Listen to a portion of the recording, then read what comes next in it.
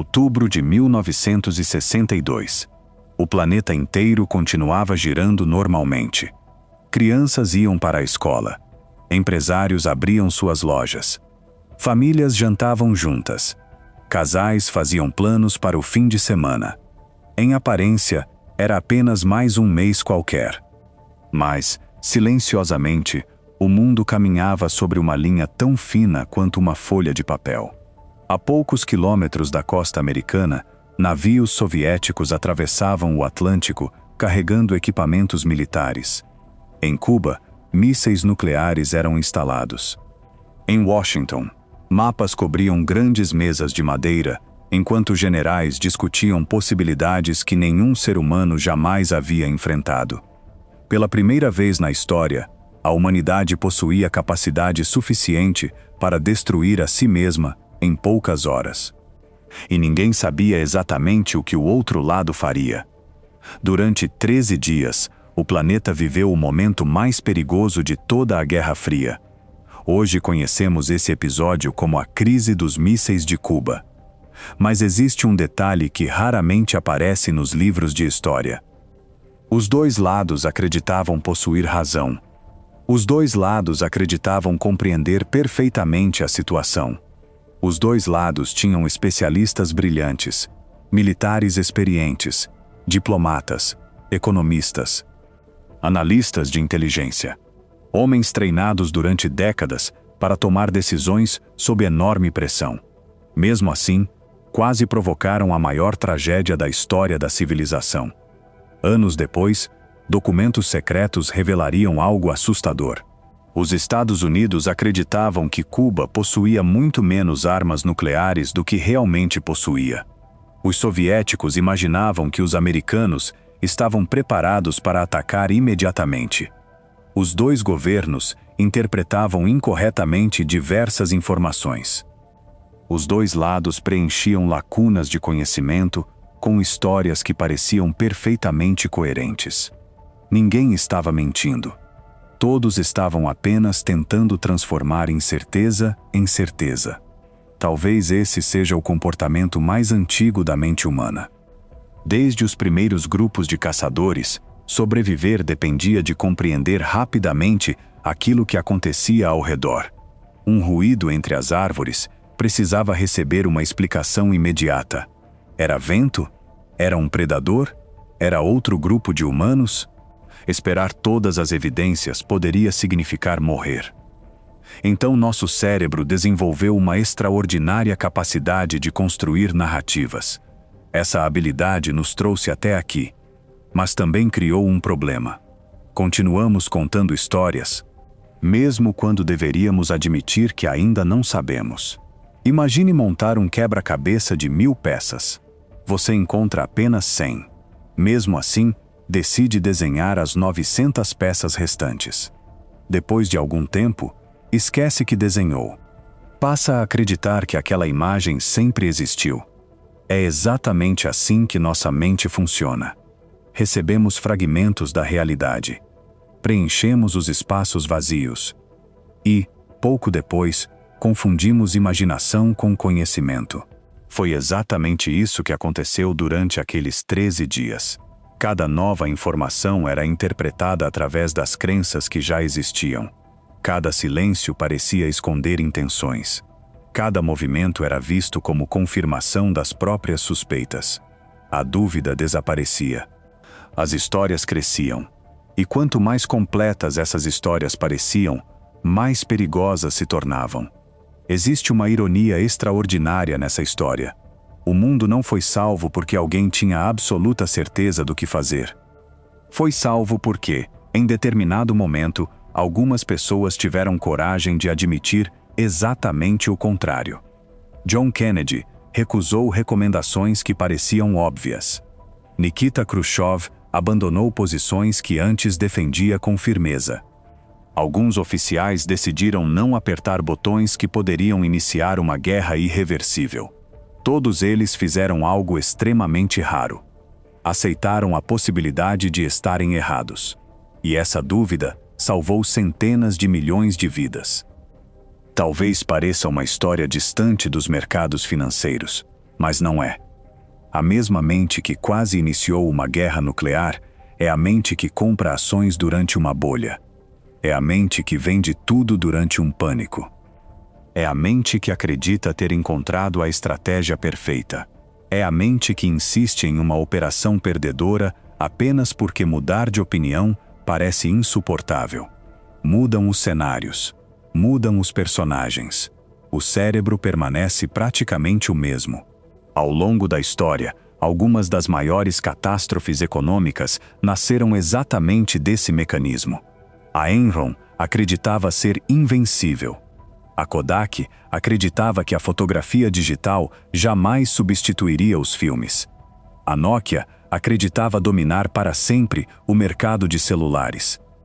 Os maiores bancos do mundo acreditavam que o mercado imobiliário americano jamais poderia cair simultaneamente. Os cientistas da Long Term Capital Management acreditavam que seus modelos matemáticos haviam domesticado o risco. Em todos esses casos, existiam pessoas brilhantes, com acesso às melhores informações, às melhores universidades, às melhores tecnologias. Mesmo assim, todos construíram histórias mais convincentes do que a própria realidade. Durante décadas, um psicólogo chamado Daniel Kahneman tentou responder uma pergunta aparentemente simples: por que pessoas inteligentes cometem erros tão previsíveis? Ao mesmo tempo, um cientista político chamado Philip Tetlock passou mais de 20 anos medindo previsões de especialistas do mundo inteiro. A conclusão dos dois foi desconfortavelmente parecida. O problema raramente é falta de inteligência. O problema é excesso de confiança. Quanto mais pesquisamos o comportamento humano, mais percebemos uma verdade curiosa. Nosso cérebro não foi projetado para descobrir a verdade. Foi projetado para produzir uma explicação que pareça suficiente para continuar agindo. Essa diferença é pequena, mas muda completamente a maneira como compreendemos decisões. Porque uma boa história nem sempre é uma história verdadeira. Às vezes, é apenas uma história confortável. Este audiobook não é sobre economia. Também não é apenas sobre investimentos. Muito menos sobre previsões. É sobre algo muito mais profundo. É sobre a extraordinária facilidade com que confundimos confiança com conhecimento. Narrativa com realidade. Opinião com evidência. Nos próximos capítulos, conheceremos psicólogos, filósofos, investidores, matemáticos e cientistas que dedicaram suas vidas a estudar exatamente esse fenômeno. Você descobrirá por que especialistas frequentemente erram. Por que multidões acreditam nas mesmas ilusões? Por que empresas gigantes desaparecem? Por que investidores inteligentes entram em bolhas? E, principalmente, como proteger sua própria mente dessa armadilha invisível? Porque existe uma pergunta que acompanha toda a grande decisão da história. Ela esteve presente durante a crise dos mísseis de Cuba, na quebra da Lehman Brothers, na bolha da internet, na crise de 2008, nos mercados, nas empresas, na política. E talvez também acompanhe você neste exato momento. A pergunta é simples, mas profundamente desconfortável. E se a história que você conta para explicar o mundo estiver errada? Talvez seja justamente essa pergunta, o verdadeiro início da sabedoria. Daniel Kahneman, Seu Cérebro Odeia Não Saber Jerusalém. Década de 1960. Um jovem professor caminhava lentamente pelos corredores da Universidade Hebraica. Na mochila, carregava livros de psicologia. Na cabeça carregava uma pergunta que mudaria para sempre a economia, as finanças e a forma como compreendemos a mente humana. Por que pessoas inteligentes tomam decisões absurdas? Não era uma pergunta filosófica, era uma pergunta prática. Todos os dias, médicos erravam diagnósticos. Generais iniciavam guerras desnecessárias. Empresários destruíam companhias bilionárias. Investidores compravam ativos exatamente quando deveriam vender. E faziam tudo isso acreditando estar absolutamente certos. O nome daquele professor era Daniel Kahneman. Durante muito tempo, acreditou-se que seres humanos eram naturalmente racionais. Economistas construíram modelos elegantes. Diante de um problema, as pessoas analisariam todas as alternativas, comparariam riscos, calculavam probabilidades, escolheriam a melhor decisão possível. Parecia perfeito. Exceto por um pequeno detalhe: seres humanos reais nunca fizeram isso. Kahneman decidiu abandonar teorias. Passou a observar pessoas. E aquilo que encontrou foi surpreendente. Nosso cérebro não procura a verdade. Procura uma explicação suficientemente boa para continuar funcionando. Isso muda completamente a maneira de compreender decisões. Porque existe uma enorme diferença entre descobrir a verdade e apenas sentir que a encontramos. Imagine dirigir por uma estrada durante uma noite extremamente escura. De repente, algo atravessa a pista. Você pisa no freio antes mesmo de identificar o objeto. Primeiro reage, depois pensa. Esse mecanismo salvou milhões de vidas ao longo da evolução. Se nossos ancestrais esperassem todas as evidências antes de fugir de um predador, provavelmente nunca teriam deixado descendentes. A velocidade venceu a precisão. O cérebro foi construído para sobreviver, não para acertar sempre. Foi assim que Kahneman apresentou ao mundo dois personagens invisíveis. Ele os chamou de Sistema 1 e Sistema 2. O primeiro é rápido, intuitivo, automático. Constrói respostas em frações de segundo. O segundo é lento, analítico. Exige esforço. Questiona conclusões. Calcula probabilidades. O problema é que o Sistema 2 é preguiçoso. Sempre que possível, deixa o Sistema 1 assumir o comando. Essa característica funciona muito bem quando reconhecemos um rosto, quando lemos uma palavra conhecida, quando desviamos de um carro inesperadamente, mas produz enormes problemas em ambientes complexos, como mercados financeiros, empresas, política, relacionamentos, porque esses ambientes raramente oferecem respostas rápidas. Mesmo assim, nosso cérebro insiste em produzi-las. Imagine um trader observando uma forte alta no mercado. Durante semanas, os preços sobem continuamente. Jornais falam sobre uma nova era econômica. Especialistas afirmam que, desta vez, é diferente. Sem perceber, o Sistema 1 começa a construir uma narrativa. Se está subindo há tanto tempo, continuará subindo. Essa conclusão parece lógica. Na realidade, ela apenas parece familiar. E familiaridade costuma ser confundida com verdade. Kahneman percebeu que nossa mente possui uma característica fascinante. Quando recebe poucas informações, ela não diz, ainda não sei. Ela completa automaticamente aquilo que está faltando. Como um escritor que termina um romance antes de conhecer o último capítulo. Esse mecanismo recebeu um nome curioso: WYSIWYG. What you see is all there is. O que você vê é tudo o que existe. Em outras palavras, nosso cérebro trata informações disponíveis como se fossem todas as informações relevantes. Aquilo que desconhecemos simplesmente desaparece da análise. Imagine observar apenas a ponta de um iceberg. Você calcula seu tamanho baseado na pequena parte visível. Ignora completamente aquilo que está submerso. Não porque seja irresponsável, mas porque sua mente age como se a parte invisível não existisse. Investidores fazem exatamente isso. Tomam decisões baseadas no que conseguem enxergar. Lucros recentes, notícias, gráficos, indicadores, enquanto variáveis invisíveis continuam escondidas sob a superfície. Liquidez, endividamento, mudanças tecnológicas, riscos políticos, comportamento coletivo. Foi então que Kahneman realizou dezenas de experimentos com Amos Tversky. Os resultados eram repetidos inúmeras vezes. Mudavam países, profissões, idades. Mas os erros permaneciam praticamente os mesmos. Quando uma história parecia coerente, as pessoas ignoravam estatísticas. Quando uma narrativa despertava emoções, os fatos perdiam força. Nos apaixonávamos pela explicação, não pela evidência.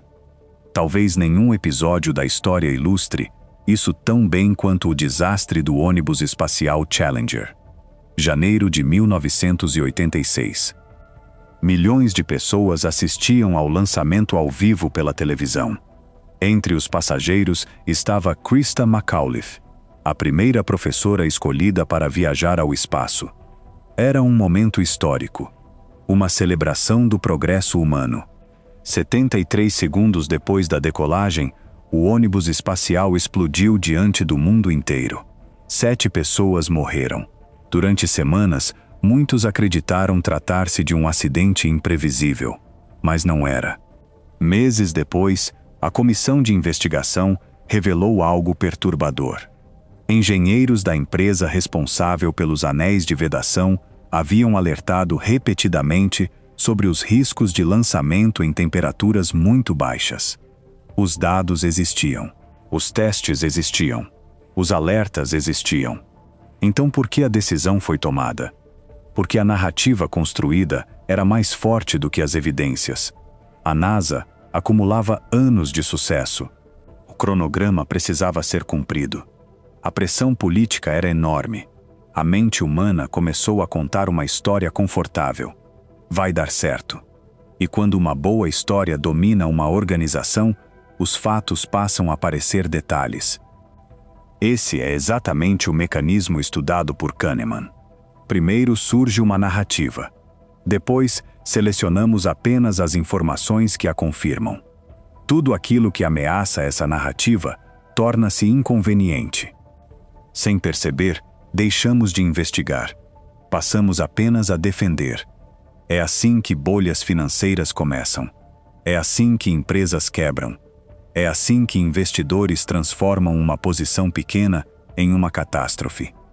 Existe uma pergunta que Kahneman gostava de fazer. O que você precisaria descobrir para mudar de opinião? Observe como ela é desconfortável. Responder exige admitir que talvez nossa história esteja incompleta. E o cérebro odeia essa sensação. Incerteza consome energia. Dúvida produz ansiedade. Por isso preferimos uma explicação imperfeita a admitir que ainda não sabemos. Charlie Munger costumava dizer que o dever de uma pessoa inteligente é destruir as próprias ideias. Howard Marks recomendava pensar em probabilidades. Kahneman explicou por que isso é tão difícil. Não estamos lutando apenas contra a falta de informação. Estamos lutando contra a própria arquitetura da mente humana. Nosso cérebro prefere coerência à precisão. Prefere rapidez à reflexão. Prefere uma história elegante à realidade complexa. Talvez essa seja a maior ironia. Os maiores erros da humanidade raramente nasceram da ignorância. Nasceram da convicção, da sensação de que finalmente compreendíamos tudo, da falsa impressão de que o quebra-cabeça estava completo, quando, na verdade, ainda segurávamos apenas algumas poucas peças. Mas existe alguém que decidiu medir essa ilusão de maneira científica.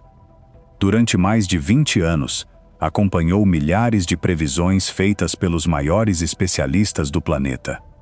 Economistas, generais, analistas políticos, professores, consultores. Sua pergunta era simples: quem realmente consegue prever o futuro? A resposta mudaria completamente nossa maneira de interpretar especialistas, previsões e convicções. Seu nome era Philip Tetlock. Philip Tetlock, os especialistas que nunca acertavam. Imagine que você pudesse voltar no tempo, receber jornais antigos, relatórios de bancos, entrevistas de economistas, discursos de presidentes, análises de especialistas considerados brilhantes. Agora imagine uma única pergunta: Quem realmente acertou o futuro? A maioria das pessoas acredita conhecer a resposta. Afinal, especialistas existem justamente para prever acontecimentos. Eles estudam durante décadas, possuem títulos, experiência, acesso privilegiado à informação. Vivem analisando cenários. Seria natural imaginar que previssem o futuro melhor do que qualquer pessoa comum. Mas foi exatamente essa crença que Philip Tetlock decidiu colocar à prova. No início da década de 1980, Tetlock começou um dos experimentos mais ambiciosos da psicologia moderna. Durante mais de 20 anos, acompanhou centenas dos maiores especialistas do mundo: economistas, generais, diplomatas, consultores, cientistas políticos, analistas internacionais. Todos faziam previsões sobre guerras, mercados, inflação, crises, eleições, colapsos econômicos, crescimento, mudanças geopolíticas. Ao final de cada previsão, Tetlock registrava cuidadosamente o que havia sido dito. Depois, simplesmente esperava o tempo passar. O resultado surpreendeu até mesmo o próprio pesquisador. Na média, os especialistas acertavam pouco mais do que o acaso. Em diversos temas, suas previsões eram praticamente equivalentes a jogar uma moeda para o alto. Mais chocante ainda, os especialistas mais famosos, normalmente, eram os menos precisos. Isso parece impossível. Como alguém que dedicou 40 anos ao estudo de determinado assunto pode errar tanto? Tetlock descobriu que o problema não era inteligência, nem conhecimento. O problema era outra coisa. Era excesso de confiança. Existe uma antiga metáfora criada pelo filósofo Isaiah Berlin. Ele dizia que existem dois tipos de pensadores: as raposas e os ouriços. O ouriço acredita em uma grande teoria capaz de explicar praticamente tudo. Tudo o que acontece confirma sua visão de mundo. Cada novo fato fortalece sua narrativa. Já a raposa pensa de forma diferente. Ela coleta pequenas evidências, aceita contradições, muda de opinião com frequência, prefere várias hipóteses imperfeitas a uma única teoria perfeita. Tetlock percebeu algo fascinante. Os especialistas que pensavam como ouriços apareciam muito mais na televisão. Escreviam livros de enorme sucesso. Falavam com absoluta convicção. Pareciam extremamente inteligentes, mas erravam com enorme frequência. Enquanto isso, as raposas eram discretas, cheias de dúvidas. Usavam palavras como talvez, depende, existe uma probabilidade, precisamos de mais informações. Pareciam menos impressionantes, mas acertavam muito mais. Isso revela um aspecto curioso da natureza humana. Nós admiramos pessoas confiantes, não necessariamente pessoas precisas. Quando alguém fala com absoluta certeza, nosso cérebro interpreta confiança como competência. Mesmo que não exista qualquer evidência disso, é um atalho mental, confortável, sedutor, perigoso.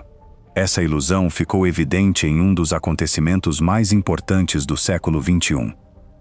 A Guerra do Iraque. Nos meses que antecederam a invasão de 2003, governos, militares e analistas afirmavam possuir evidências incontestáveis sobre armas de destruição em massa.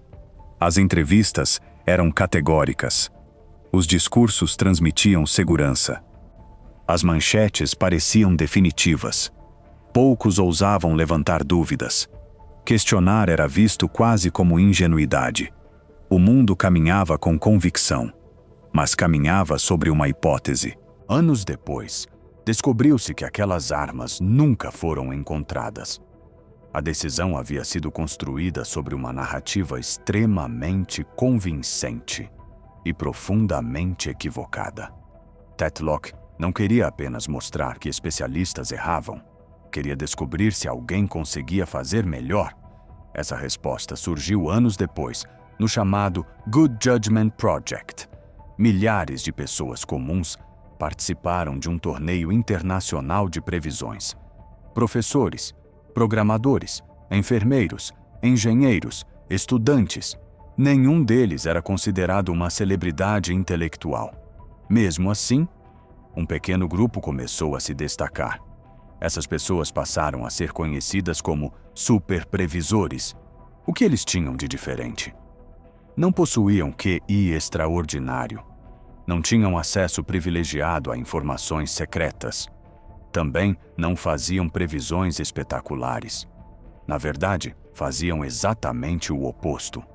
Pensavam em probabilidades. Dividiam grandes problemas em pequenas perguntas. Atualizavam suas opiniões constantemente. Mudavam de ideia sem sentir vergonha. Nunca tratavam uma hipótese como identidade. Imagine um meteorologista. Em vez de afirmar, amanhã certamente choverá, ele diz, hoje acredito existir 70% de chance de chuva. No dia seguinte, chegam novos dados. Agora a previsão muda para 50%. Depois, cai para 20%. Ele não considera isso uma derrota. Considera aprendizado. Esse é exatamente o modo como os superprevisores pensam. Toda nova informação modifica a probabilidade. Nunca o ego. O investidor extraordinário faz a mesma coisa. Ele compra uma ação porque acredita que existe uma vantagem estatística. Não porque tenha certeza. Se novas evidências surgem, ele revisa sua posição. Não luta contra a realidade. Aprende com ela. Enquanto isso, investidores comuns frequentemente fazem o contrário. Primeiro tomam uma decisão. Depois procuram argumentos para justificá-la. Confundem pesquisa com defesa. Chamam teimosia de convicção e pagam caro por isso. Existe uma frase de Tetlock que resume décadas de pesquisa. Pensar bem significa atualizar suas crenças tão frequentemente quanto as evidências exigirem. Pode parecer simples, mas é extremamente difícil, porque mudar de opinião exige abandonar uma versão de nós mesmos, admitir um erro, reconhecer uma limitação. Nosso ego resiste, a realidade não. Talvez seja exatamente por isso que tantas empresas desapareceram quando tudo indicava que permaneceriam líderes para sempre.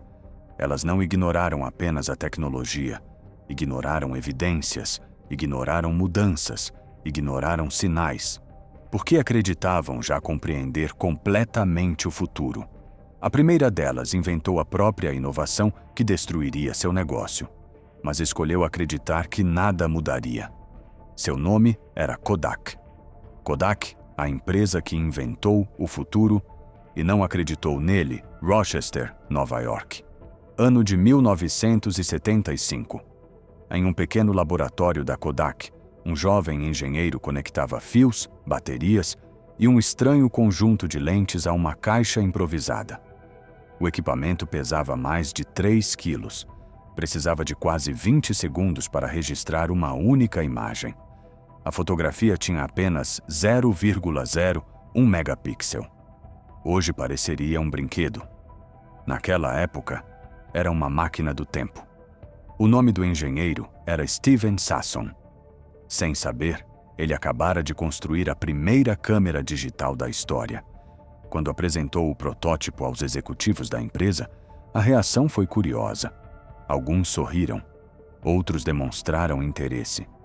Mas uma pergunta resumiu perfeitamente o pensamento da liderança. Quem iria querer ver fotografias em uma televisão? Não era uma pergunta absurda.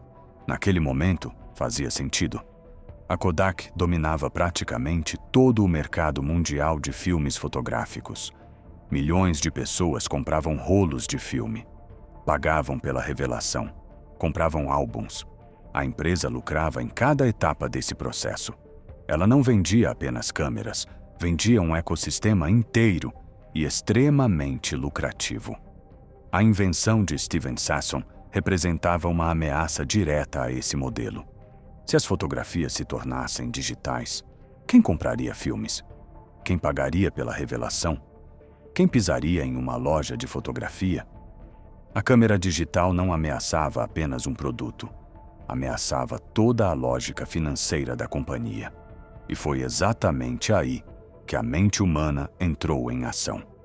Os executivos da Kodak não eram incompetentes, pelo contrário, eram alguns dos profissionais mais experientes do planeta. Tinham acesso às melhores pesquisas, aos melhores engenheiros, aos melhores consultores. O problema nunca foi falta de inteligência, foi excesso de confiança. Eles conheciam tão profundamente o mercado de filmes fotográficos que não conseguiam imaginar um mundo sem ele. Daniel Kahneman chamaria isso de viés da narrativa. Philip Tetlock enxergaria ali um clássico comportamento de ouriço, uma grande teoria, uma explicação elegante, uma convicção aparentemente inabalável.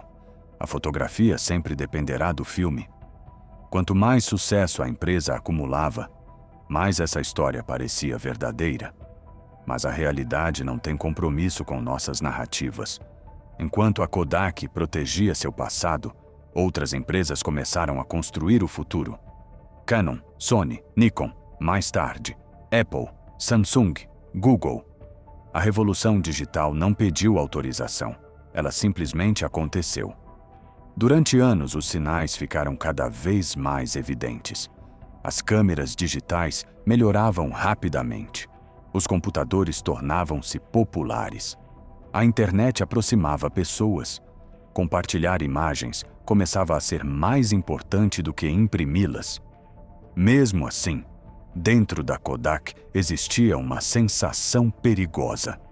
Ainda temos tempo. É impressionante como essa frase aparece antes de quase todos os grandes fracassos corporativos. Ainda temos tempo. Ainda somos líderes. Ainda dominamos o mercado. Ainda somos grandes demais para desaparecer. Em 1996, a Kodak era uma das empresas mais valiosas do planeta. Empregava aproximadamente 140 mil pessoas. Controlava cerca de 90% do mercado de filmes fotográficos nos Estados Unidos. Parecia impossível imaginar seu declínio. Analistas elogiavam sua força. Investidores confiavam em sua marca. Consumidores a consideravam sinônimo de fotografia. Tudo parecia sólido, exceto o futuro. Pouco mais de 15 anos depois, em 2012, a Kodak entrou com pedido de recuperação judicial. A empresa que inventou a fotografia digital foi derrotada justamente pela fotografia digital, não porque lhe faltasse tecnologia, mas porque lhe faltou coragem para abandonar uma história que já não correspondia à realidade. Esse talvez seja um dos maiores paradoxos da inteligência. Aquilo que nos torna bem-sucedidos hoje pode se transformar no principal obstáculo para enxergar o amanhã. Experiência cria competência, mas também cria apego. Especialização produz conhecimento, mas pode produzir cegueira.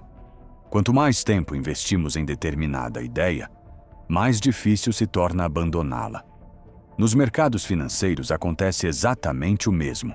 Um investidor encontra uma estratégia vencedora. Ela funciona durante anos. Naturalmente, sua confiança aumenta, até que o mercado muda. Mas, em vez de revisar suas hipóteses, ele insiste, acredita que o problema está no mercado, nunca na própria narrativa. É nesse momento que convicção deixa de ser virtude e passa a ser prisão. Charlie Munger costumava repetir que um dos maiores deveres de uma pessoa inteligente é destruir voluntariamente as próprias ideias antes que a realidade faça isso de maneira muito mais dolorosa. Porque existe uma diferença enorme entre possuir convicções e tornar-se prisioneiro delas. Foi exatamente essa diferença que transformou Charlie Munger em um dos maiores pensadores da história dos investimentos. E é para a mente dele que seguimos agora. Charlie Munger, o ego, nunca investe sozinho. Em 1999, parecia impossível perder dinheiro. As ações de tecnologia subiam todos os dias. Empresas que nunca haviam apresentado lucro eram avaliadas em bilhões de dólares. Analistas falavam sobre uma nova economia. Jornais afirmavam que a internet havia mudado todas as regras. Investidores comuns pediam demissão para viver da bolsa. Motoristas de táxi davam recomendações de ações. Estudantes abandonavam a faculdade para abrir empresas que ainda não tinham produtos. Era uma época de entusiasmo, mas também de uma perigosa ilusão. A sensação de que, finalmente, o mercado havia se tornado previsível. Enquanto praticamente todos comemoravam, um homem permanecia estranhamente calmo. Não aparecia diariamente na televisão. Não fazia previsões espetaculares. Não dizia saber para onde o mercado iria. Na verdade, fazia exatamente o oposto. Repetia constantemente uma frase que parecia decepcionante para quem buscava respostas fáceis. Eu não sei. Esse homem era Charlie Munger, parceiro de Warren Buffett durante mais de 4 décadas e um dos pensadores mais respeitados da história dos investimentos. Munger acreditava que quase todos os grandes erros humanos tinham uma origem comum. Não era falta de inteligência, não era falta de informação, muito menos falta de experiência. Era algo muito mais discreto. O ego. Porque o ego possui uma característica curiosa. Ele transforma opiniões em identidade. Depois disso, mudar de ideia deixa de ser um exercício intelectual.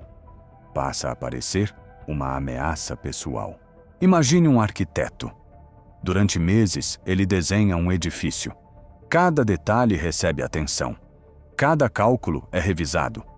Finalmente, apresenta o projeto. Então, outro engenheiro aponta um erro estrutural.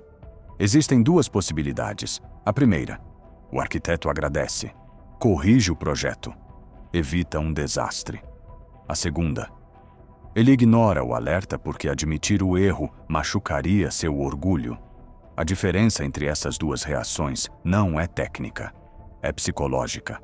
Nos investimentos acontece exatamente o mesmo. Um investidor compra determinada ação. Dias depois, surgem informações preocupantes. As vendas diminuíram, a empresa perdeu mercado, os lucros caíram. Mas, em vez de revisar sua análise, ele passa a procurar notícias positivas.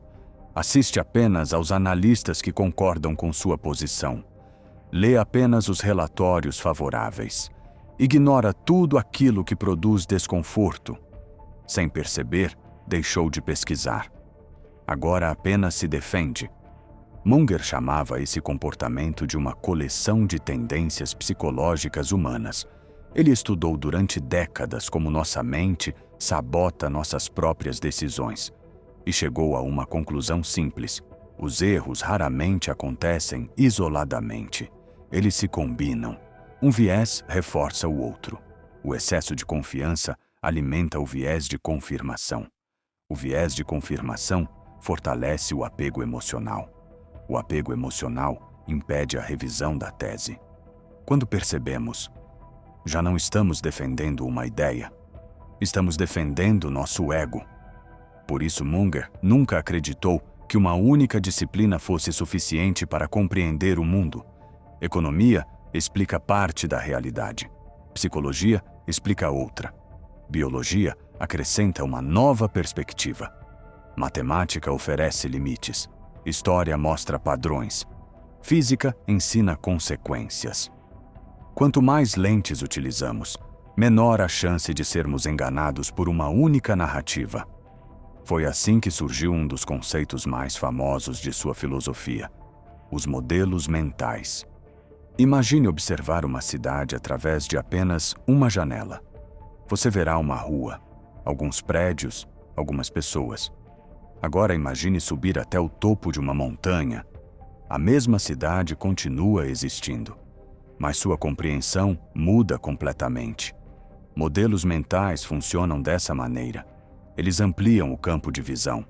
Não tornam o mundo mais simples, tornam nossa interpretação menos limitada. Existe outra ideia de Munger que parece contra-intuitiva. Ele dizia que, para encontrar boas respostas, primeiro devemos procurar as piores. Chamava isso de inversão. Em vez de perguntar, como posso ter sucesso? Perguntava, como posso fracassar completamente? Depois, simplesmente evitava essas situações. É uma lógica surpreendentemente poderosa, porque eliminar erros costuma produzir resultados melhores do que perseguir acertos perfeitos. Pense em um piloto de avião. Antes de cada voo, ele utiliza um checklist. Não porque seja incompetente, mas exatamente porque sabe que sua experiência não elimina a possibilidade de erro. Quanto mais experiente o profissional, maior costuma ser seu respeito pelos procedimentos. Nos mercados, entretanto, acontece o contrário. Muitos investidores abandonam seus processos justamente depois de alguns anos de sucesso. Confundem competência com invulnerabilidade. É nesse momento que o ego assume o controle. Durante a bolha da internet, Munger e Buffett foram duramente criticados. Diziam que haviam ficado ultrapassados, que não compreendiam a nova economia, que perderiam a maior oportunidade financeira da história. Eles ouviram tudo isso e não fizeram absolutamente nada. Não porque acreditassem estar certos, mas porque sabiam reconhecer algo extremamente raro. Não entendiam suficientemente aqueles negócios para investir neles. Preferiram parecer antiquados, a fingir conhecimento. Meses depois, a bolha estourou. Bilhões de dólares desapareceram. Empresas consideradas revolucionárias simplesmente deixaram de existir. Mais uma vez, a humildade venceu a arrogância. Munger repetia frequentemente uma frase que resume sua filosofia. Passe todos os dias tentando ficar um pouco menos estúpido. Observe que ele não dizia, tente ser um gênio, tente prever o futuro, tente encontrar a próxima grande oportunidade. Ele dizia apenas, evite a estupidez. Porque, para ele, riqueza extraordinária raramente nasce de genialidade. Nasce da capacidade de evitar erros fatais durante muitos anos. Essa é uma diferença profunda entre amadores e profissionais. O amador procura a operação perfeita. O profissional procura sobreviver tempo suficiente para que as probabilidades trabalhem a seu favor. O amador pergunta, quanto posso ganhar? O profissional pergunta, o que pode destruir meu patrimônio? Essa simples mudança de pergunta transforma completamente a qualidade das decisões. Talvez a maior lição de Charlie Munger seja esta. A inteligência não está em defender uma ideia com paixão. Está em abandoná-la imediatamente quando as evidências apontam outra direção. Porque opiniões são ferramentas, não são identidade. Quando confundimos essas duas coisas, o aprendizado termina e o ego assume o comando. Mas existe outro investidor que levou essa filosofia para um campo diferente. Enquanto Munger estudava os erros da mente, ele estudava os erros dos mercados. Descobriu que os ciclos financeiros possuem um comportamento quase psicológico e que o maior perigo para um investidor não é o pessimismo, nem o otimismo. É acreditar que o momento atual durará para sempre. Seu nome era Howard Marks. Howard Marks. Os ciclos nunca pedem permissão. No início da década de 1990, parecia que a Ásia havia descoberto uma fórmula secreta. Coreia do Sul, Tailândia, Malásia, Indonésia, Hong Kong, Singapura. Economias cresciam em ritmo acelerado. Prédios surgiam onde antes existiam terrenos vazios. Estradas eram construídas em velocidade impressionante. Empresas recebiam investimentos bilionários. Bancos internacionais disputavam espaço para emprestar dinheiro. Jornais chamavam aquele fenômeno de milagre asiático. Para muitos economistas, o futuro havia chegado. Investidores do mundo inteiro queriam participar daquela história. A lógica parecia perfeita. Se uma economia cresce 10% ao ano, continuará crescendo. Se os imóveis valorizam todos os anos, continuarão valorizando. Se empresas aumentam seus lucros continuamente, continuarão aumentando. Era uma narrativa elegante, coerente, confortável e profundamente perigosa. Existe algo curioso sobre os mercados financeiros. Eles não recompensam apenas empresas extraordinárias, também recompensam expectativas. E expectativas podem se tornar muito maiores do que a realidade.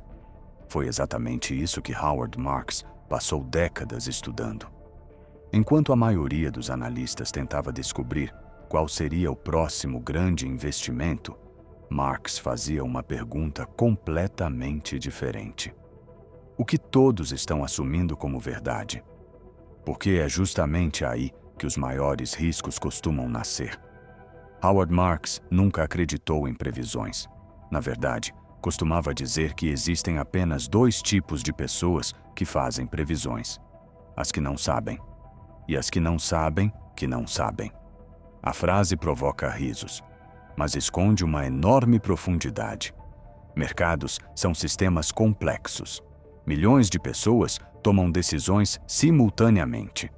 Cada uma possui informações diferentes, interesses diferentes, emoções diferentes. Prever exatamente o resultado desse sistema é praticamente impossível.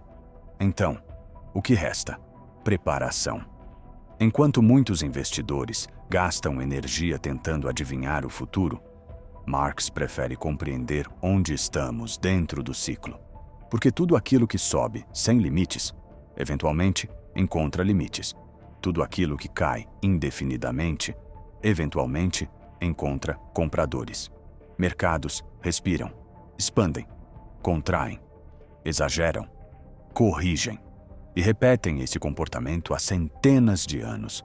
Em 1997, a realidade resolveu lembrar isso ao mundo. A crise começou discretamente, na Tailândia. Durante anos, o país havia recebido enormes volumes de capital estrangeiro. Empresas tomavam empréstimos em dólar. Bancos emprestavam como se o crescimento jamais terminasse. Governos demonstravam confiança. Investidores comemoravam. Até que surgiram dúvidas, pequenas, quase imperceptíveis. Seria aquele crescimento realmente sustentável? Quando a confiança diminui, algo curioso acontece.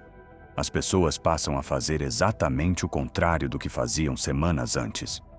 Quem queria comprar, agora deseja vender. Quem emprestava, agora exige pagamento. Quem elogiava, agora critica. Nada muda tão rapidamente quanto o humor coletivo. Foi assim que moedas despencaram, empresas quebraram, bancos fecharam, investidores fugiram. Em poucos meses, bilhões de dólares desapareceram. Continuavam existindo fábricas, portos, estradas, pessoas trabalhando. Howard Marks costuma dizer que a maior parte dos investidores acredita estar analisando empresas.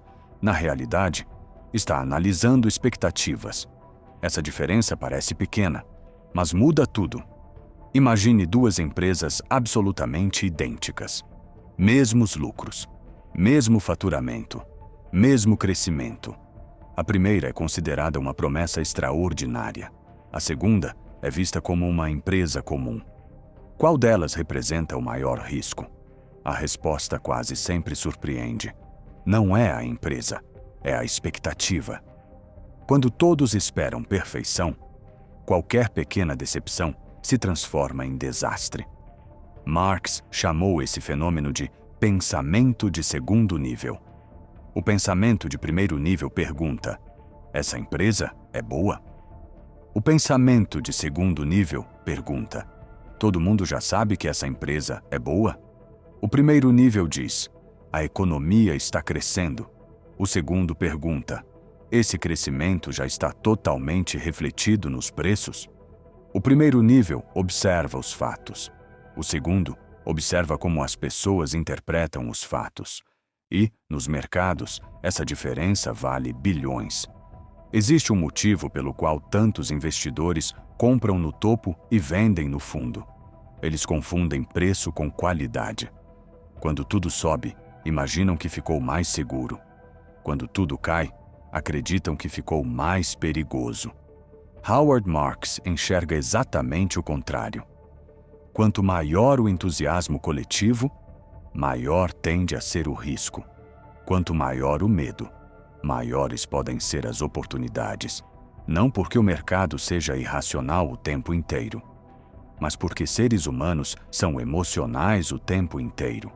Esse comportamento se repete há séculos, na mania das tulipas, na bolha ferroviária inglesa, na bolha da internet, na crise imobiliária de 2008, nas criptomoedas, na inteligência artificial. Os ativos mudam.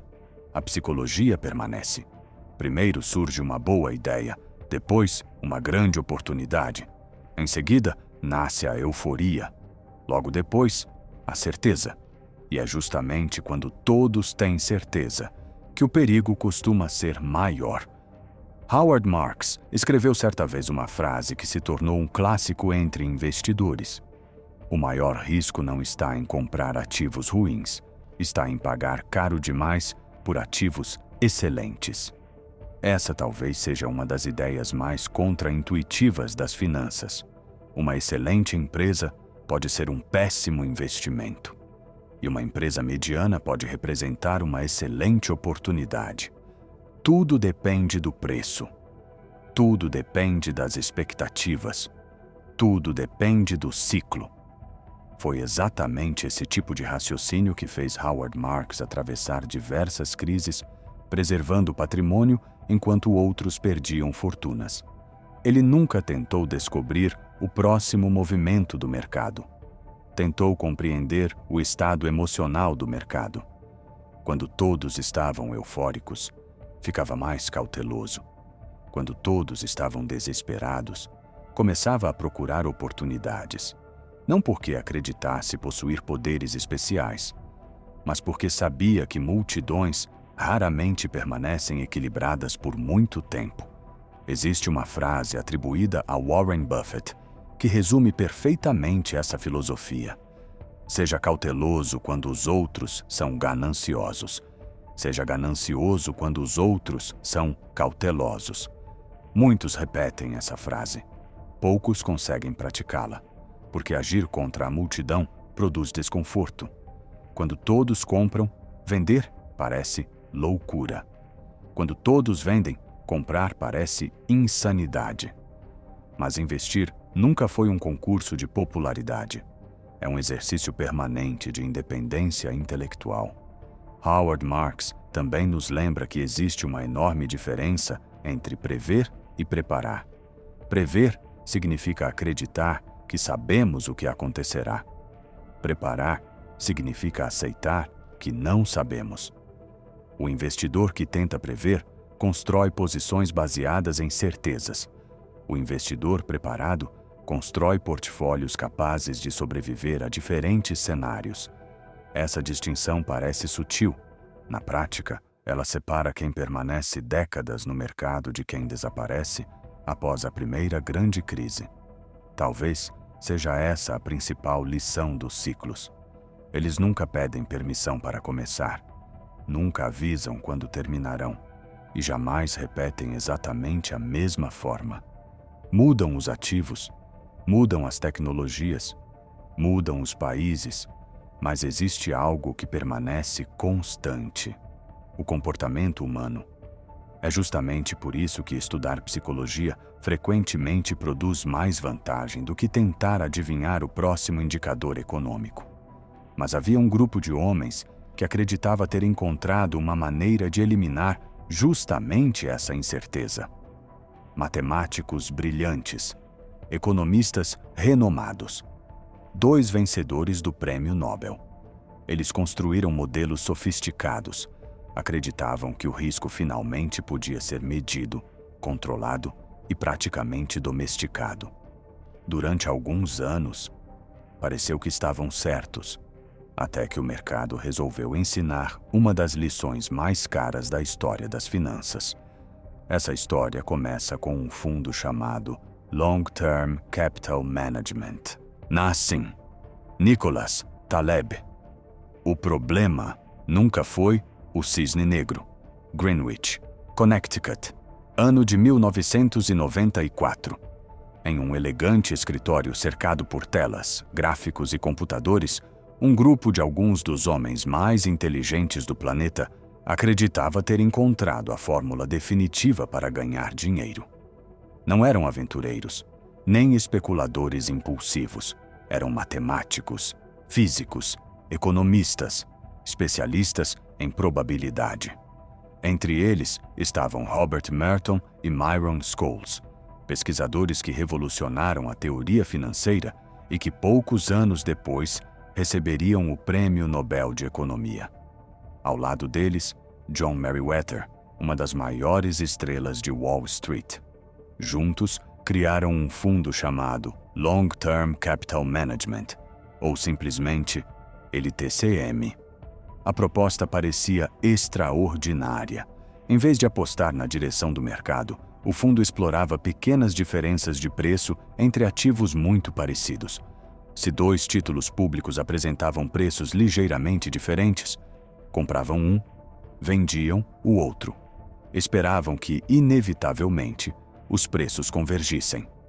Cada operação rendia muito pouco. Mas havia um detalhe. O fundo utilizava alavancagem gigantesca. Emprestava dezenas de bilhões de dólares para multiplicar ganhos aparentemente seguros. A lógica parecia impecável. A matemática dizia que o risco era mínimo. Durante os primeiros anos, tudo funcionou. Os retornos impressionavam. Bancos faziam fila para emprestar dinheiro ao fundo. Grandes investidores queriam participar.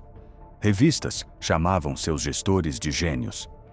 Wall Street acreditava que finalmente havia encontrado uma maneira científica de dominar os mercados. Parecia o triunfo definitivo da razão. Mas existe um velho problema. Os mercados não leem artigos científicos, não respeitam modelos matemáticos e não se importam com prêmios Nobel. Nassim Nicholas Taleb dedicou boa parte de sua vida tentando explicar exatamente isso. Segundo ele, existe uma enorme diferença entre aquilo que conseguimos medir e aquilo que realmente pode acontecer. Os modelos financeiros tratam o passado como se fosse um mapa confiável do futuro, mas o futuro possui um hábito inconveniente: surpreender. Taleb chamou esses acontecimentos de cisnes negros, eventos extremamente raros, difíceis de prever, mas capazes de transformar completamente a realidade. O curioso é que, depois que acontecem, todos encontram explicações convincentes para dizer que eram previsíveis. Nosso cérebro odeia admitir surpresa. Então, ele reescreve a história. Em 1998, esse cisne apareceu. A Rússia declarou moratória sobre parte de sua dívida. Investidores entraram em pânico. Mercados do mundo inteiro começaram a vender praticamente tudo. Ativos que deveriam se comportar de maneira independente passaram a cair ao mesmo tempo. As correlações desapareceram. Os modelos falharam. As probabilidades calculadas pelos computadores deixaram de fazer sentido. Aquilo que os matemáticos consideravam praticamente impossível estava acontecendo diante de seus olhos. Em poucos dias, perdas consideradas estatisticamente improváveis tornaram-se realidade. O fundo começou a perder bilhões de dólares. A alavancagem, que antes multiplicava lucros, passou a multiplicar prejuízos. Quanto mais tentavam reduzir posições, mais os preços se moviam contra eles. Era como tentar apagar um incêndio usando gasolina. O mais impressionante dessa história não é o tamanho das perdas, é a origem delas. A LTCM não quebrou porque seus gestores eram ignorantes. Quebrou porque acreditavam compreender o risco melhor do que realmente compreendiam. Confundiram elegância matemática com realidade. Confundiram precisão com verdade. E, acima de tudo, confundiram ausência de eventos passados com impossibilidade de eventos futuros. Taleb costuma dizer que a maior ilusão do ser humano é acreditar que ausência de evidência significa evidência de ausência. Só porque algo nunca aconteceu, não significa que não possa acontecer amanhã. Durante anos, ninguém imaginou uma pandemia global. Até 2020. Durante décadas, parecia impossível que um banco do tamanho da Lehman Brothers quebrasse. Até setembro de 2008. Durante muito tempo, parecia improvável que um simples smartphone destruísse empresas centenárias. Até acontecer. A história não avança em linha reta, ela salta. Existe uma metáfora que Taleb utiliza com frequência. Imagine um peru alimentado diariamente por um fazendeiro. No primeiro dia, o peru desconfia. No segundo, sente-se um pouco mais seguro. Após 100 dias recebendo comida, passa a acreditar que o fazendeiro o ama. Cada novo dia confirma sua teoria, até chegar à véspera do dia de ação de graças. Para o peru, aquele foi um evento completamente inesperado. Para o fazendeiro, fazia parte do plano desde o início. A experiência acumulada levou o peru exatamente para a conclusão errada. Quantos investidores agem da mesma forma? Um mercado sobe durante anos. Logo concluem que continuará subindo. Uma estratégia funciona durante uma década. Passam a acreditar que sempre funcionará. Uma empresa cresce continuamente. Imaginam que seu sucesso é permanente. Pouco a pouco, deixam de administrar riscos. Substituem prudência por confiança e confiança por certeza. É nesse momento que o perigo se instala. Taleb não defende viver com medo, defende viver preparado. Existe uma diferença enorme. O medo paralisa, a preparação fortalece. Quem aceita que o imprevisível existe, não tenta eliminar todos os riscos. Constrói sistemas capazes de sobreviver quando eles aparecem. É exatamente isso que ele chama de antifragilidade. Não basta resistir aos choques. É preciso tornar-se melhor por causa deles. Talvez essa seja a maior lição deixada pela queda da Long-Term Capital Management. Os mercados nunca punem a inteligência. Punem a arrogância. Punem a alavancagem excessiva. Punem a alavancagem excessiva. Punem a alavancagem excessiva. Punem a alavancagem excessiva. E fazem isso sem qualquer aviso prévio. Porque a realidade possui uma característica implacável. Ela não negocia com nossas convicções. Mas existe outra forma ainda mais perigosa de ilusão. Não aquela criada pelos modelos matemáticos, e sim a criada pelas histórias que contamos depois que tudo acontece. É quando transformamos coincidências em competência, resultados em talento e sorte em genialidade. Poucas pessoas explicaram esse fenômeno com tanta clareza quanto Annie Duke, ex-jogadora profissional de pôquer, campeã mundial, especialista em decisões tomadas sob incerteza. Ela descobriu que o maior erro das pessoas não é decidir mal, é julgar suas decisões apenas pelo resultado. Enron, a empresa mais inteligente da América, Houston, Texas, ano de 2001. Se alguém perguntasse qual era a empresa mais admirada dos Estados Unidos, muitas pessoas responderiam sem hesitar: Enron. Ela aparecia nas capas das revistas, recebia prêmios, era estudada em universidades. Consultorias copiavam seu modelo de gestão. Jornalistas a descreviam como a empresa que havia reinventado o capitalismo moderno. Seu presidente era tratado como um visionário. Seus executivos eram convidados para palestras ao redor do mundo. Analistas recomendavam suas ações. Fundos compravam seus papéis. Funcionários investiam praticamente toda a aposentadoria na própria empresa. Parecia impossível imaginar que algo pudesse dar errado. Existe uma característica curiosa nas grandes bolhas. Elas nunca parecem bolhas enquanto estão acontecendo. Pelo contrário, parecem apenas o novo normal. Quanto maior o sucesso, mais difícil se torna imaginar um fim. Foi exatamente isso que aconteceu com a Enron.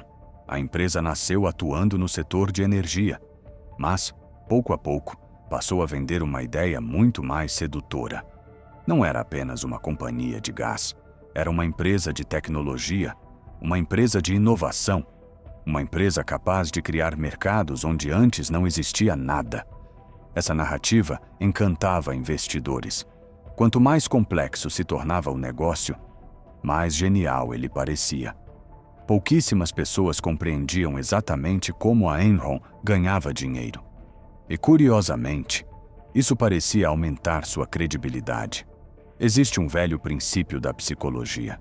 Quando não entendemos algo completamente, costumamos substituir compreensão por confiança. Se tantos especialistas acreditam, deve ser verdade. Esse mecanismo recebe o nome de prova social. É um dos atalhos mentais mais poderosos do cérebro humano. Se muita gente inteligente acredita em alguma coisa, nos sentimos seguros para acreditar também, mesmo sem compreender. Durante anos, a Enron utilizou estruturas contábeis extremamente sofisticadas. Criava empresas paralelas, transferia dívidas, antecipava receitas futuras, escondia prejuízos. No papel, os lucros pareciam extraordinários. Na realidade, grande parte deles simplesmente não existia. O mais impressionante é que diversos sinais estavam diante de todos. Jornalistas levantavam dúvidas. Alguns analistas independentes faziam perguntas desconfortáveis. Poucos investidores conseguiam explicar o modelo de negócios, mas quase ninguém queria ouvir, porque aceitar aquelas dúvidas significava enfrentar uma possibilidade extremamente desagradável. E se estivéssemos todos errados? Daniel Kahneman explicaria esse comportamento através do viés de confirmação. Philip Tetlock enxergaria ali um clássico exemplo de excesso de confiança coletiva. Charlie Munger chamaria aquilo de um conjunto de tendências psicológicas atuando simultaneamente. Howard Marks diria que as expectativas haviam ultrapassado completamente a realidade. Nassim Taleb lembraria que sistemas aparentemente sólidos costumam esconder fragilidades invisíveis. Todos descrevem o mesmo fenômeno. Quando uma narrativa se torna dominante, os fatos passam a ser filtrados para protegê-la. Em dezembro de 2001, a realidade finalmente venceu a história. A Enron declarou falência. Na época, foi a maior quebra corporativa da história dos Estados Unidos. Milhares de funcionários perderam seus empregos. Muitos perderam também suas economias de uma vida inteira. Investidores viram bilhões de dólares desaparecerem. Empresas de auditoria entraram em colapso. Leis precisaram ser reescritas. Não foi apenas uma empresa que caiu. Foi uma narrativa inteira. Depois da falência, parecia óbvio. Todos passaram a dizer que os sinais estavam claros, que era inevitável, que bastava olhar com atenção. Mas essa é outra armadilha da mente humana. Depois que conhecemos o resultado, passamos a acreditar que ele sempre foi previsível. Kahneman chamou esse fenômeno de viés retrospectivo. Em inglês, hindsight bias. É a ilusão de que eu já sabia, mas não sabíamos. Estamos apenas reconstruindo o passado para que ele faça sentido. Esse viés é extremamente perigoso para investidores. Quando uma operação dá lucro, concluímos que nossa análise era excelente. Quando dá prejuízo, assumimos que a decisão foi ruim. Na realidade, essas duas conclusões podem estar completamente erradas. Uma boa decisão pode produzir um péssimo resultado. Uma decisão irresponsável pode gerar lucro por puro acaso. Confundir resultado com qualidade da decisão talvez seja um dos maiores erros que alguém pode cometer. Existe uma mulher que dedicou sua vida justamente a desmontar essa ilusão. Ela passou anos competindo num ambiente onde habilidade e sorte convivem o tempo inteiro. Um lugar onde a melhor decisão pode perder e a pior decisão pode vencer. Seu nome é Annie Duke. Annie Duke, boas. Histórias não são boas. Evidências. Las Vegas. As luzes nunca se apagam. Os relógios quase não existem. O tempo parece perder importância. Em uma mesa de pôquer, dezenas de fichas deslizam silenciosamente sobre o feltro verde. Alguns jogadores sorriem. Outros escondem qualquer emoção. Cada olhar pode ser uma armadilha. Cada aposta conta uma história. Mas existe algo curioso naquele ambiente. Ninguém sabe exatamente quem está certo. Pelo menos, não imediatamente. Durante muitos anos, Annie Duke viveu nesse universo. Foi uma das maiores jogadoras profissionais de pôquer do mundo. Disputou torneios milionários. Venceu campeões. Perdeu para amadores. E descobriu uma verdade que poucos investidores compreendem. No pôquer, você pode fazer tudo corretamente e ainda assim perder. Da mesma forma, pode tomar uma decisão completamente irresponsável e ganhar. Essa simples constatação muda completamente nossa maneira de avaliar decisões. Imagine que você receba um par de ases, a melhor mão inicial do Texas Hold'em. Você coloca todas as fichas na mesa.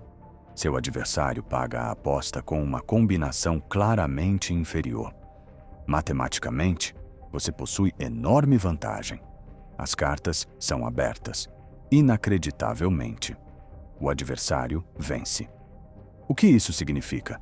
Que sua decisão foi ruim? Claro que não. Significa apenas que probabilidades nunca foram garantias. Agora imagine o contrário. Um jogador decide apostar tudo com cartas muito fracas.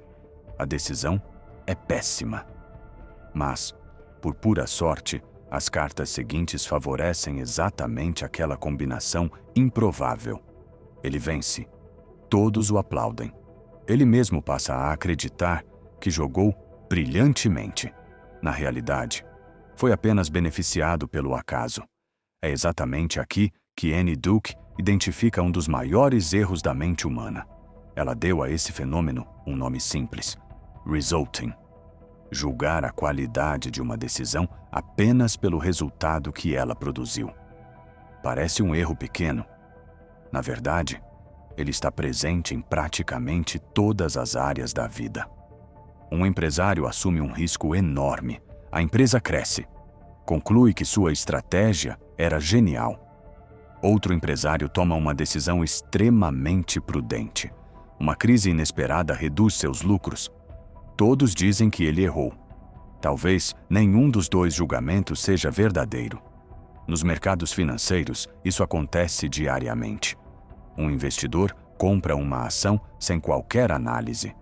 Dias depois, ela sobe 30%. Ele acredita possuir talento extraordinário. Outro investidor realiza meses de pesquisa, avalia balanços, estuda concorrentes, controla o risco. Logo depois, surge uma pandemia. O mercado inteiro despenca. Ele perde dinheiro. Será que sua decisão foi pior? Ou apenas encontrou um resultado improvável? Durante muito tempo, confundimos competência com sorte. E sorte com competência. Porque o cérebro odeia deixar acontecimentos sem explicação. Quando algo dá certo, criamos uma narrativa. Quando algo dá errado, criamos outra. As duas parecem igualmente convincentes. Nenhuma delas necessariamente corresponde à realidade. Existe uma história que Annie Duke gosta de contar. Imagine dois médicos. O primeiro segue todos os protocolos científicos, solicita exames, consulta especialistas, prescreve o tratamento mais indicado. Mesmo assim, o paciente morre. O segundo age impulsivamente, ignora evidências, escolhe um tratamento inadequado. Por coincidência, o paciente sobrevive. Quem tomou a melhor decisão? Se avaliarmos apenas o resultado, chegaremos à conclusão errada. É exatamente isso que acontece quando investidores analisam o próprio desempenho. Uma sequência de lucros produz excesso de confiança. Uma sequência de prejuízos destrói estratégias que talvez fossem excelentes. Poucos percebem que mercados possuem enorme componente aleatório. No curto prazo, a sorte fala alto. No longo prazo, a qualidade do processo costuma prevalecer. Foi por isso que Annie Duke passou a recomendar algo aparentemente simples: registrar decisões antes de conhecer os resultados, criar um diário, anotar hipóteses, riscos, probabilidades, motivos. Depois, comparar a análise com aquilo que realmente aconteceu. Esse hábito reduz drasticamente a tendência de reescrever a própria história, porque nossa memória possui uma característica desconfortável. Ela não registra acontecimentos, ela reconstrói acontecimentos. E quase sempre faz isso para proteger nossa autoestima. Daniel Kahneman chegou a conclusões muito parecidas. Philip Tetlock observou o mesmo comportamento entre especialistas. Charlie Munger defendia checklists exatamente por esse motivo. Howard Marks insistia na importância do processo. Nassim Taleb alertava contra a ilusão de interpretar o acaso como habilidade. Todos estão descrevendo o mesmo fenômeno: a diferença entre uma boa decisão e um bom resultado. Existe uma metáfora que resume perfeitamente essa ideia. Imagine um agricultor. Ele prepara a terra, escolhe boas sementes, aduba o solo, controla pragas, irriga corretamente. Mesmo assim, uma tempestade inesperada destrói a colheita. Na safra seguinte, outro agricultor faz tudo errado, planta na época inadequada, ignora recomendações técnicas, não cuida da lavoura, mas o clima excepcionalmente favorável salva sua produção. Se julgarmos apenas a colheita, premiaremos justamente quem menos merece. A vida funciona da mesma maneira. Não controlamos todos os resultados, controlamos apenas a qualidade das escolhas. E isso é profundamente libertador, porque nos devolve o foco para aquilo que realmente depende de nós. Nosso preparo, nossa disciplina, nosso gerenciamento de risco, nossa capacidade de aprender. Talvez a maior contribuição de Annie Duke seja justamente essa: substituir a pergunta "ganhei ou perdi?" por outra muito mais poderosa: eu tomaria essa mesma decisão novamente, sabendo apenas o que eu sabia naquele momento? Essa pergunta elimina a arrogância, elimina o arrependimento e aproxima nossas decisões daquilo que realmente importa: o processo. Mas existe um investidor que levou essa lógica ainda mais longe. Ele acreditava que os mercados não apenas refletem a realidade, eles também ajudam a criá-la. As crenças das pessoas alteram preços. Os preços alteram comportamentos. Os comportamentos mudam a realidade. E a nova realidade modifica novamente as crenças. Um ciclo aparentemente infinito. Seu nome era George Soros. E sua teoria mudaria para sempre a forma como entendemos os mercados. George Soros. Quando a narrativa cria a realidade. Londres, setembro de 1992. Durante décadas, o Banco da Inglaterra havia construído uma reputação praticamente inabalável. A libra esterlina era considerada uma das moedas mais sólidas do planeta. Governos confiavam nela. Empresas confiavam nela. Investidores confiavam nela. Parecia impensável imaginar que alguém pudesse desafiar um banco central. Muito menos vencer. Enquanto o mercado acreditava na estabilidade da libra, um investidor observava a situação de forma diferente. Ele não analisava apenas indicadores econômicos, nem apenas balanços. Observava algo muito mais difícil de medir: as crenças das pessoas. Seu nome era George Soros. Naquele momento, o Reino Unido fazia parte do mecanismo europeu de taxas de câmbio. Na prática, o governo comprometia-se a manter a libra dentro de uma faixa de valor em relação ao marco alemão. Para isso, precisava elevar juros e utilizar reservas internacionais sempre que a moeda sofresse pressão. No papel, o sistema parecia sólido. Na realidade, estava cada vez mais frágil. A economia britânica desacelerava. As taxas de juros eram altas demais. Empresas sofriam.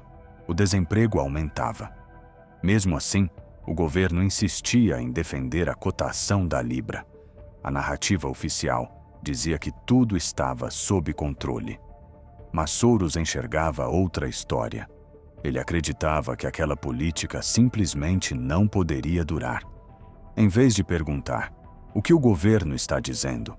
Soros perguntava, quanto tempo a realidade permitirá que essa história continue? Essa mudança de perspectiva foi decisiva, porque para ele, mercados nunca refletiam apenas fatos, refletiam expectativas, e expectativas mudam rapidamente. Soros começou então a vender enormes quantidades de libras esterlinas, emprestava libras, vendia imediatamente. Apostava que conseguiria recomprá-las mais baratas no futuro. Quanto mais investidores observavam esse movimento, mais pessoas começavam a questionar a estabilidade da moeda. E quanto mais pessoas duvidavam, mais vendiam. Quanto mais investidores observavam esse movimento, mais pessoas começavam a questionar a estabilidade da moeda. E quanto mais pessoas duvidavam, mais vendiam. Foi nesse instante que George Soros percebeu algo extraordinário. Os mercados não eram apenas um espelho da realidade. Eles participavam da construção da própria realidade. Durante muito tempo, economistas imaginaram que os mercados funcionavam como um termômetro. Eles apenas mediriam a temperatura da economia. Soros discordava. Para ele, os mercados eram também um termostato. Não apenas registravam mudanças, provocavam mudanças. Quando investidores acreditam que uma empresa crescerá, compram suas ações. O preço sobe, a empresa consegue captar mais recursos, investe mais, contrata mais pessoas, cresce de fato. A crença inicial ajuda a produzir o resultado esperado. O mesmo acontece no sentido contrário. Quando todos acreditam que uma empresa irá quebrar, os bancos reduzem crédito. Fornecedores exigem pagamento antecipado. Clientes perdem confiança. Funcionários começam a sair. A empresa enfraquece. Aquilo que inicialmente era apenas uma possibilidade, torna-se realidade. Soros chamou esse fenômeno de reflexividade, uma palavra pouco conhecida, mas uma ideia revolucionária. Enquanto a economia tradicional pressupõe que os participantes observam um mundo objetivo, a reflexividade afirma que observadores também modificam aquilo que observam. Mercados não funcionam como laboratórios de física, funcionam como sociedades humanas. E sociedades são influenciadas por expectativas, medo, ganância, esperança, narrativas. Na manhã de 16 de setembro de 1992, o Banco da Inglaterra tentou defender a libra. Gastou bilhões de libras comprando sua própria moeda. Elevou as taxas de juros, fez comunicados públicos, prometeu resistir. Nada funcionou. Cada tentativa aumentava ainda mais a percepção de desespero. Quanto mais o governo insistia, mais investidores vendiam. Era como tentar conter uma avalanche empurrando a neve com as mãos. Naquela noite, o governo britânico desistiu. A libra deixou o sistema cambial europeu. Sua cotação despencou. George Soros lucrou cerca de $1 bilhão em poucos dias. Os jornais o chamaram de o homem que quebrou o Banco da Inglaterra. Na realidade, ele não quebrou o banco. Apenas percebeu antes dos outros que uma narrativa havia se tornado incompatível com a realidade. Essa história costuma ser apresentada como uma demonstração de genialidade financeira. Mas talvez sua principal lição seja outra. Soros não venceu porque previa o futuro. Venceu porque aceitava revisar continuamente suas hipóteses. Existe uma frase dele que resume toda a sua filosofia. Sou rico porque sei quando estou errado. Observe como essa afirmação é diferente daquilo que normalmente imaginamos. Ele não dizia: "Sou rico porque acerto muito", nem "Sou rico porque faço previsões perfeitas". Dizia apenas que reconhecia rapidamente os próprios erros. Esse comportamento foi observado inúmeras vezes por seus colaboradores. Quando uma posição deixava de fazer sentido, Soros não hesitava, reduzia, encerrava, mudava completamente de direção. Seu compromisso nunca foi com uma opinião. Seu compromisso era com a realidade. Essa talvez seja a maior diferença entre investidores extraordinários e investidores comuns. O investidor comum apaixona-se por suas análises. O extraordinário apaixona-se pelo aprendizado. O primeiro procura confirmações. O segundo procura contradições. O primeiro teme mudar de ideia. O segundo teme permanecer errado por tempo demais. Daniel Kahneman explicaria isso dizendo que Soros lutava conscientemente contra os atalhos do sistema 1. Philip Tetlock afirmaria que ele pensava como uma raposa, sempre disposto a atualizar suas probabilidades. Charlie Munger enxergaria um homem que jamais transformava opiniões em identidade. Howard Marks diria que Soros compreendia profundamente os ciclos. Nassim Taleb observaria que ele construía posições, sabendo que o inesperado sempre pode acontecer. Annie Duke reconheceria alguém que avaliava continuamente a qualidade de suas decisões, independentemente do resultado momentâneo. Cada autor deste audiobook ilumina uma parte diferente do mesmo fenômeno. Todos chegam, por caminhos distintos, à mesma conclusão. Talvez a inteligência não consista em encontrar a explicação perfeita. Talvez consista em abandonar, rapidamente, uma explicação imperfeita. Porque o mundo muda, as tecnologias mudam, os mercados mudam, as pessoas mudam, e toda a narrativa que se recusa a mudar acaba sendo destruída pela realidade. Ao longo desta obra, conhecemos psicólogos, filósofos, matemáticos, investidores e grandes acontecimentos históricos. Todos eles apontam para uma mesma direção. A certeza excessiva não produz segurança, produz fragilidade. A dúvida honesta não produz fraqueza, produz aprendizado. E talvez essa seja a maior vantagem competitiva que alguém pode desenvolver. Não a capacidade de prever o futuro, mas a capacidade de atualizar suas crenças antes que o futuro o obrigue a fazê-lo. Resta agora reunir todas essas ideias. Daniel Kahneman, Philip Tetlock, Charlie Munger, Howard Marks, Nassim Taleb, Annie Duke, George Soros. Cada um observou uma face diferente da mesma montanha. No capítulo final, veremos como essas perspectivas se unem para formar uma única filosofia. Uma filosofia capaz de transformar não apenas a maneira como investimos, mas a maneira como pensamos. A ciência da incerteza. Como pensar. Quando ninguém pode ter certeza, imagine entrar em uma biblioteca gigantesca. Em uma prateleira encontra Daniel Kahneman. Na seguinte, Philip Tetlock. Depois, Charlie Munger, Howard Marks, Nassim Taleb, Annie Duke, George Soros. À primeira vista, parecem autores completamente diferentes. Um psicólogo, um cientista político, um investidor, um gestor de crédito, um matemático, uma jogadora de pôquer, um especulador. Mas depois de caminhar por todos esses corredores, percebemos algo curioso. Todos escreveram o mesmo livro. Apenas utilizaram palavras diferentes. Daniel Kahneman mostrou que nossa mente cria histórias antes de procurar evidências. Philip Tetlock demonstrou que excesso de confiança destrói previsões. Charlie Munger ensinou que inteligência significa destruir voluntariamente as próprias ideias. Howard Marks lembrou que expectativas importam mais do que fatos isolados. Nassim Taleb provou que o mundo é muito mais imprevisível do que nossos modelos aceitam.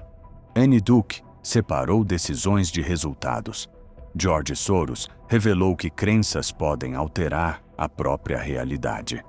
Cada um segurava uma peça diferente. Agora, o quebra-cabeça finalmente está completo. Existe uma ilusão que acompanha praticamente todos os seres humanos. Acreditamos que compreender alguma coisa significa controlá-la. Mas compreender não elimina a incerteza, apenas melhora a qualidade das decisões. Essa diferença muda completamente nossa relação com o mundo. O objetivo nunca foi prever perfeitamente, sempre foi decidir melhor. Pense em um comandante de navio atravessando o oceano. Ele não controla o vento, não controla as ondas, não controla tempestades, também não controla correntes marítimas, mas controla sua preparação, sua embarcação, sua rota, seu combustível, sua disciplina, seu treinamento. É exatamente assim que investidores extraordinários pensam. Eles não controlam mercados, controlam processos. Ao longo deste audiobook vimos empresas gigantes desaparecerem. Kodak, Enron, Nokia, Blockbuster. Vimos fundos brilhantes quebrarem. Vimos governos errarem, especialistas falharem, prêmios Nobel perderem bilhões. Nenhum desses casos aconteceu por falta de inteligência. Aconteceram porque inteligência sem humildade transforma-se rapidamente em arrogância. E arrogância é extremamente cara. Talvez exista uma única habilidade que conecta todas as pessoas verdadeiramente excepcionais: a capacidade de atualizar suas crenças. Observe como crianças aprendem. Erram, corrigem, tentam novamente. Não possuem vergonha de mudar de ideia. Em algum momento da vida adulta, acontece algo curioso. Passamos a acreditar que mudar de opinião demonstra fraqueza. Na realidade, é exatamente o contrário. Mudar de opinião diante de novas evidências talvez seja a maior demonstração de força intelectual. Charlie Munger dizia que o dever de uma pessoa inteligente é ficar um pouco menos estúpida todos os dias.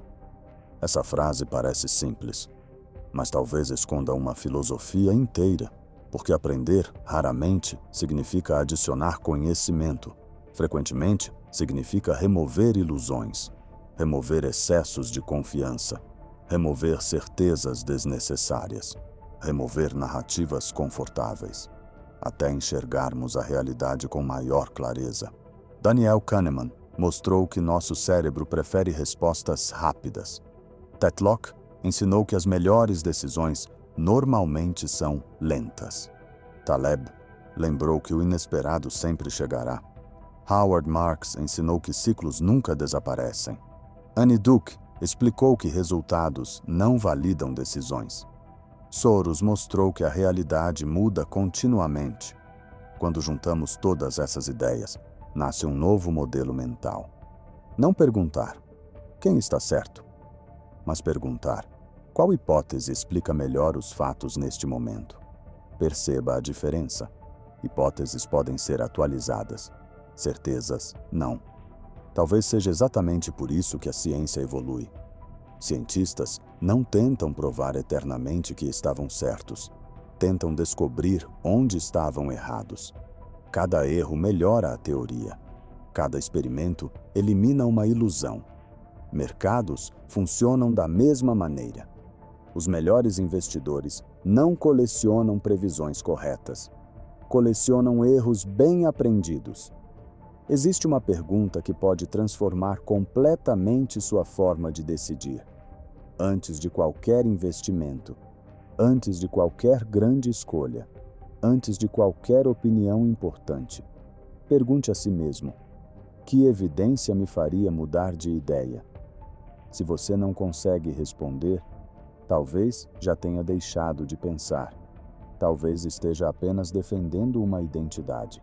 Ao final desta jornada, talvez percebamos que o verdadeiro oposto da inteligência não é a ignorância, é a certeza absoluta. Ignorância pode aprender, certeza não. Ignorância faz perguntas, certeza apenas responde. Ignorância permanece curiosa, certeza fecha portas. Por isso, os maiores perigos raramente começam com pessoas dizendo: o valor de dizer, eu não sei. Existe uma antiga história sobre um navegador português. Durante semanas, sua embarcação atravessava um oceano desconhecido. Os mapas eram incompletos. As correntes mudavam inesperadamente. Tempestades apareciam sem aviso. Alguns tripulantes insistiam que conheciam exatamente o caminho.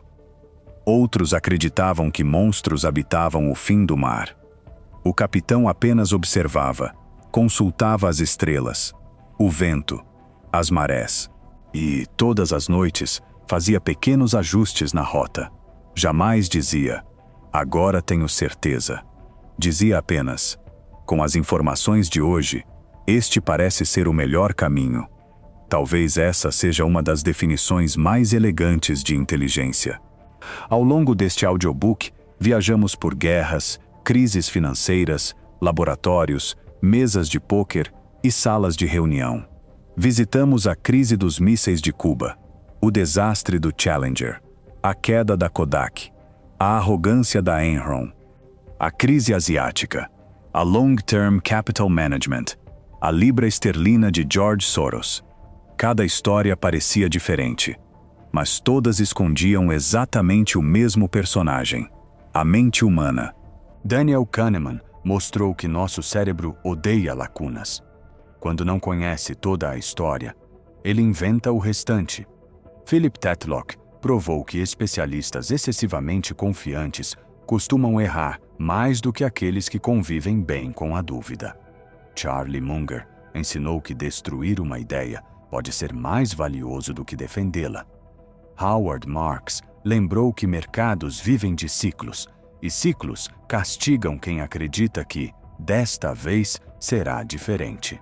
Nassim Taleb mostrou que os maiores acontecimentos da história raramente aparecem nos modelos matemáticos. Annie Duke separou decisões de resultados. George Soros revelou que nossas crenças, frequentemente, alteram a própria realidade que tentamos compreender. Autores diferentes, disciplinas diferentes, uma única conclusão.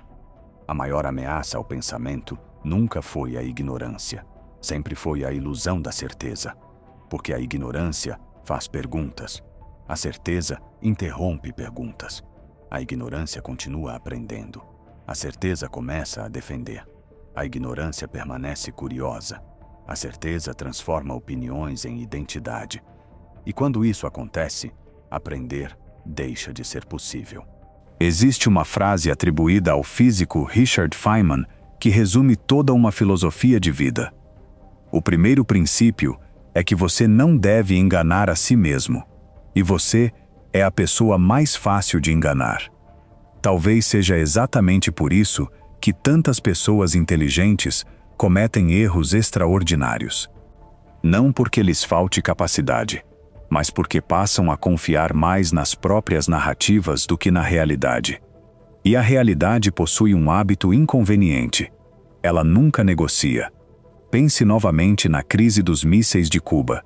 Hoje sabemos que o mundo esteve muito mais próximo de uma guerra nuclear do que imaginávamos. Documentos revelados décadas depois mostraram que ambos os lados interpretavam incorretamente várias informações. Se qualquer um deles tivesse insistido em sua própria certeza, talvez esta história jamais pudesse ser contada. O planeta foi salvo não por alguém que sabia tudo, mas por pessoas que aceitaram a possibilidade de estarem erradas. Essa talvez seja uma das maiores lições da história. Nos investimentos acontece exatamente o mesmo. O mercado nunca exige que você tenha razão. Exige apenas que sobreviva tempo suficiente para aprender. Quem acredita possuir respostas definitivas costuma aumentar posições, assumir riscos excessivos, ignorar sinais, defender perdas. Quem aceita a incerteza administra risco, diversifica, revê hipóteses, atualiza probabilidades, permanece vivo. Talvez exista uma pergunta capaz de acompanhar você pelo resto da vida. Antes de qualquer decisão importante, pergunte: Que evidência me faria mudar de ideia? Se a resposta for nenhuma, talvez você já tenha deixado de investigar. Talvez esteja apenas protegendo seu ego. Mas, se conseguir responder com clareza, provavelmente continuará aprendendo durante toda a vida. Vivemos em uma época que recompensa opiniões rápidas. Redes sociais premiam quem fala com absoluta confiança. Os algoritmos preferem respostas simples. O mundo, porém, continua complexo. Os melhores investidores sabem disso. Os melhores cientistas também. Os maiores líderes da história igualmente. Todos aprenderam a conviver com uma verdade desconfortável. As melhores decisões raramente nascem da certeza, nascem da curiosidade. Existe uma diferença enorme entre parecer inteligente e pensar inteligentemente. Parecer inteligente significa responder tudo. Pensar inteligentemente significa fazer melhores perguntas. Parecer inteligente exige confiança. Pensar inteligentemente exige humildade. Parecer inteligente impressiona pessoas. Pensar inteligentemente transforma resultados. Quando este audiobook começou, perguntamos por que pessoas brilhantes cometem erros tão previsíveis. Agora talvez possamos responder. Porque inteligência, sozinha, nunca foi suficiente. Sem humildade, ela produz arrogância. Sem curiosidade, produz dogmas. Sem revisão constante, produz cegueira. Mas, quando inteligência caminha ao lado da dúvida, ela se transforma em sabedoria. Talvez essa seja a verdadeira diferença entre quem apenas acumula conhecimento e quem desenvolve discernimento. O primeiro aprende respostas. O segundo aprende a formular perguntas. O primeiro busca certezas. O segundo busca compreensão. O primeiro teme mudar de ideia. O segundo teme permanecer preso a uma ideia que já não explica a realidade. No final, percebemos que a incerteza nunca foi uma inimiga. Ela sempre foi uma professora.